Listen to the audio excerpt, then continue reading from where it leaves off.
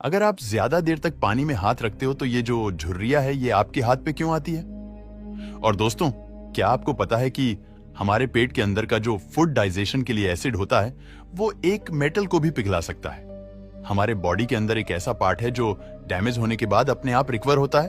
और ये बात जानकर तो आप चौंक जाएंगे कि आप सुबह उठने के बाद आपकी बॉडी की हाइट रात को सोने के पहले की हाइट से ज्यादा होती है। अगर आपको जानना है तो इस वीडियो को एंड तक देखना है। फैक्ट नंबर 1 दोस्तों, आप सभी को पता होगा कि हमारे स्टमक में जो एसिड होता है वो हमें खाना डाइजेस्ट करने में हेल्प करता है, लेकिन आप शायद इस एसिड की तीव्रता को नहीं जानते होंगे। स्टमक में जो एसिड प्रोड्यूस होता है उसे गैस्ट्रिक एसिड कहते हैं, जिसमें हाइड्रोक्लोरिक एसिड, पोटेशियम क्लोराइड और सोडियम क्लोराइड होता है। एसिड कितना स्ट्रांग होता है वो उसके पीएच वैल्यू से पता चलता है। जितना पीएच वैल्यू कम होता है उतना ही वो एसिड स्ट्रांग होता है। स्टमक में जो एसिड प्रोड्यूस होता है वो कितना स्ट्रांग होता है, इसका आइडिया आपको इस पीएच स्केल से आ जाएगा। स्टमक एसिड का पीएच 1 से लेकर 3 के रेंज में होता है। क्या आपको पता है कार या ट्रक के बैटरी में जो एसिड होता है उसका पीएच 0 होता है? तो आप अंदाजा लगा सकते हैं कि हमारे स्टमक के एसिड का पीएच इन एसिड के पीएच से कितना क्लोज है। साइंटिस्ट ने एक एक्सपेरिमेंट किया था जिसमें उन्होंने ये देखा कि हमारे स्टमक के एसिड ने कुछ ही घंटों में रेजर ब्लेड को गला दिया था।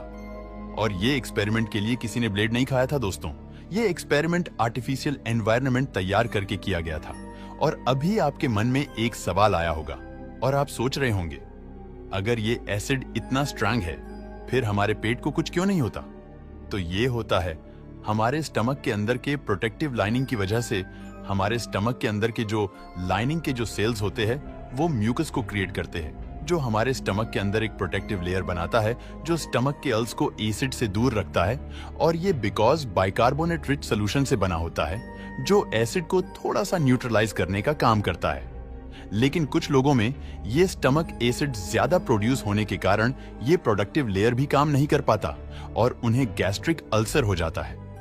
Fact number 2। तो दोस्तों, ये बात तो आपने हमेशा नोटिस की होगी, जब कभी भी आप स्विमिंग पूल से बाहर आते हैं या आप ज्यादा देर तक पानी में हाथ रखते हो या फिर आप ज्यादा देर तक नहाते हो, तब आपके हथेली पे, ये आपके पैरों के नीचे की स्किन पे झुर्रियां पड़ती है। तो ऐसा क्यों होता है?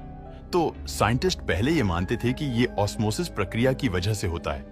बाहर का पानी हमारे स्किन के अंदर आता है और हमारी स्किन जगह जगह फूल कर ये होल्स बनते हैं। डॉक्टरों के अनुसार जब भी हम पानी के अंदर ज्यादा देर तक रहते हैं तब हमारी नर्वस सिस्टम यानी कि ब्रेन हमारी हथेलियों की ब्लड वेसल्स को सिकुड़ लेता है। जब स्किन के नीचे की ब्लड वेसल्स सिकुड़ जाती है